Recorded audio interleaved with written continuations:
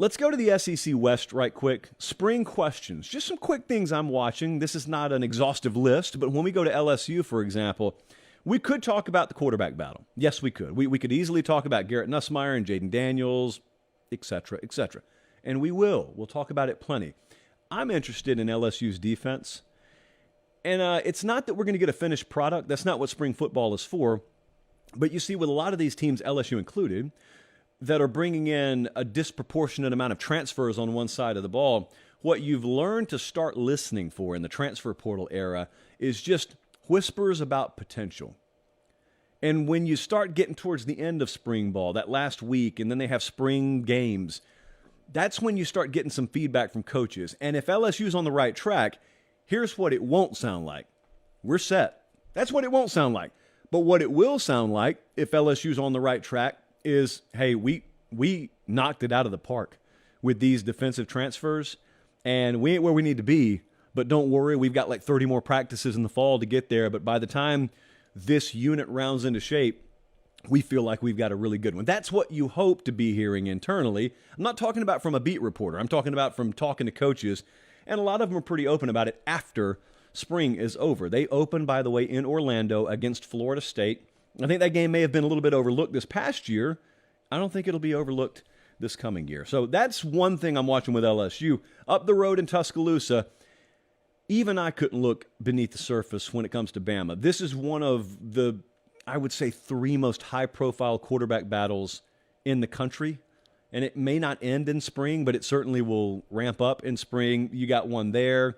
You got one at Georgia. You got one at Ohio State. But Jalen Milroe and Ty Simpson. I think, in talking to some folks, when Jalen Milroe played that game against Texas A&M, I think the Bama staff was a little bit surprised at how underwhelming he performed and how not overmatched, but how too big the moment seemed like it was for him. What I'm trying to tell you is I would be very cautious watching his game against Texas A&M and assuming that's just who he is. I'm not telling you he's going to win the job. I think Ty Simpson is an incredible player. Has incredible potential as a player. I'm not leaning hard one way or the other here. It's like a 55-45 thing for me, and that's pre-spring. But remember, we're not just watching a quarterback battle here. You got a new offensive coordinator in the house too. And one of the things you always heard about Pete Golding, the former defensive coordinator in his time at Bama, was Nick Saban accepted when he hired Pete Golding that there was a little bit of a philosophical learning curve. Not necessarily teaching him how to coach football, but teaching him how things worked at Alabama. Well, now you got a guy in Kevin Steele that could finish your sentences for you, so you don't have to take time to do that defensively. But Tommy Rees is Bradley's age, producer Jesse's age, and so you may very well have to do that offensively. I say all that to say the A-Day game may be the least predictive game that we've ever seen in terms of spring ball at Alabama. Consistency at running back, if we wanted to go 2 hours tonight, I could spend some time talking about that as well. Texas comes in there in week 2. I don't know what we're going to call the tour this fall, and I don't know what the forecast is that day. I find it highly likely that we'll be in Tuscaloosa in week 2 this fall. Pencil that in. Don't write that in Sharpie, kids. Next up, let's go all the way up as far as we can in the northwest corner of the SEC and talk Arkansas for a second. You got one new coordinator? Nope, you got 2 new coordinators. And that's where things get a little concerning with a lowercase c. I just think they're interesting. I have spelled out for you my feelings on Arkansas. You cannot watch a team underachieve and have some internal dissension and criticize it, but then also watch a bunch of coaches and players leave and say, uh-oh, that's bad. No, by default, if you have internal issues, you have to do some weeding out. So that's not to say everyone who left Arkansas is bad and the good eggs stayed and the bad eggs are out. We got an egg shortage in this country anyway. So let's be careful just tossing those eggs aside. What I am saying is it's not an automatic negative just because there was some churn there. Now, having said that, especially with the style of head coach Sam Pittman is, it's really important that they got the coordinator hires right here. And so we get to see Dan Enos paired with KJ Jefferson at quarterback. We get to start seeing that a little bit in spring. We also get to see Travis Williams. You know, that guy was the defensive coordinator at Central Florida last year. We get to see him step in for Barry Odom. Now, here's the good news. You're looking on the screen, if you're watching on YouTube, at some very poor defensive numbers last year. One of our guys walked in today after they had made this graphic and said, I had no clue Arkansas was that bad defensively. Earmuffs, Razorback fans. They were 100th or worse in points per game defensively, yards per game defensively, and pass yards per game defensively. I know you had injuries. So did approximately every other team in America. Arkansas was pretty bad defensively last year. So you can either watch change happen and say, oh, we're screwed, or you can look at some of these results and say, perhaps we needed the change to happen. At Auburn, did you know they had a new head coach? Yeah, they got a new head coach. His name's Hugh Freeze. My big question about Auburn this spring is, I got to say is 2 times in a row, but bear with me. My big question about Auburn is my suspicion about Robbie Ashford correct? And I feel like I'm on an island here, I happen to think Robbie Ashford has winning football inside him. I don't know whether it's 7 wins or 10 wins or whatnot. I think he got the right head coach at the right time. My suspicion is we will be watching the SEC come November, if he's healthy, and saying, I had no clue Robbie Ashford was this good. It's the old Hendon Hooker syndrome. I'm not going to start calling him the next Hendon Hooker. I'm not going to do that. What I am saying is, when Hendon Hooker came to Knoxville by way of Blacksburg, you had seen him play already, and he was kind of, Robbie Ashford's played at Auburn already. You look at the stats, he's under a 50% completion guy. Those are very much stats.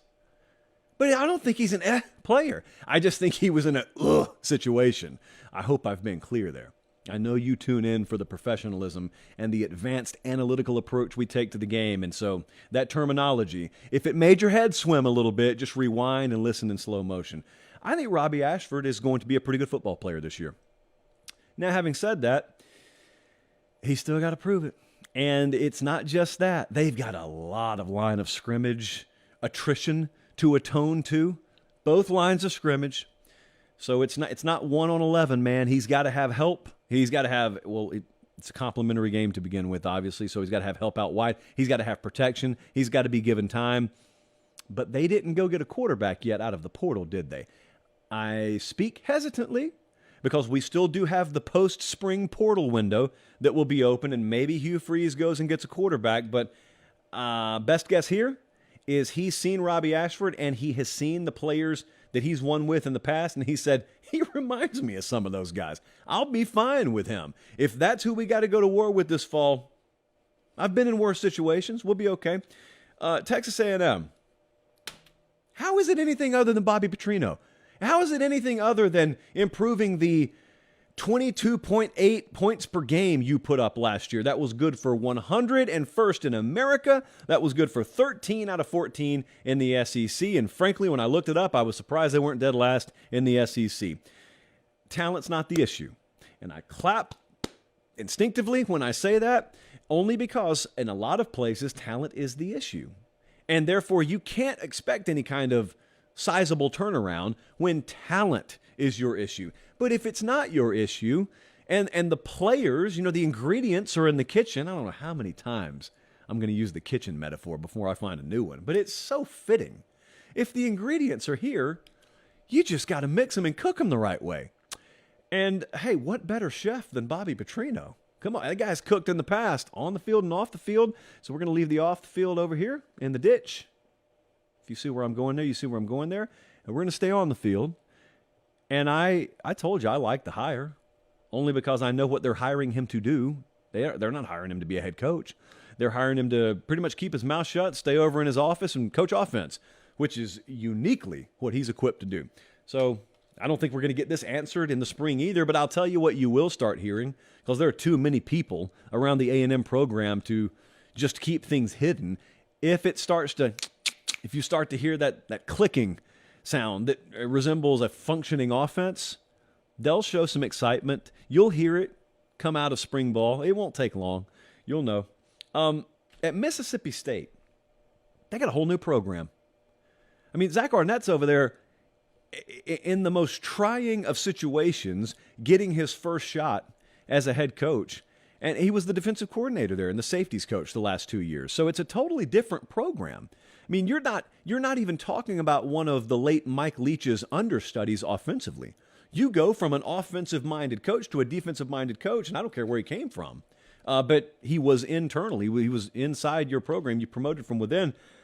I don't think there's one question with them. And just overall, what's the program going to look like? And staying in the Magnolia State with Ole Miss, how legit is that quarterback battle? And for those of you who have been tuned out a little bit and the transfer portal just left your head spinning, I got some news for you. Spencer Sanders is not the starting quarterback in Stillwater, Oklahoma anymore. And he may not be the starting quarterback in Oxford. That's the question. How legitimate is this quarterback battle? There are some people out there who would tell you the moment he set foot on campus, you should have just as easily assumed that he's the starter. And then you got other folks who say, Jackson Dart's not going anywhere quietly. And basically in the aggregate, I just sit here and say, all right, good old-fashioned quarterback competition. Had one last year over there in the spring. Got one again this year. Those are some things I'm watching around the SEC West. We'll probably do that for several divisions and conferences coming up. Thanks for watching, guys. Don't leave yet. Don't leave yet. Make sure you like the video and please subscribe to the channel. Not just for me. That's how we keep this entire thing free.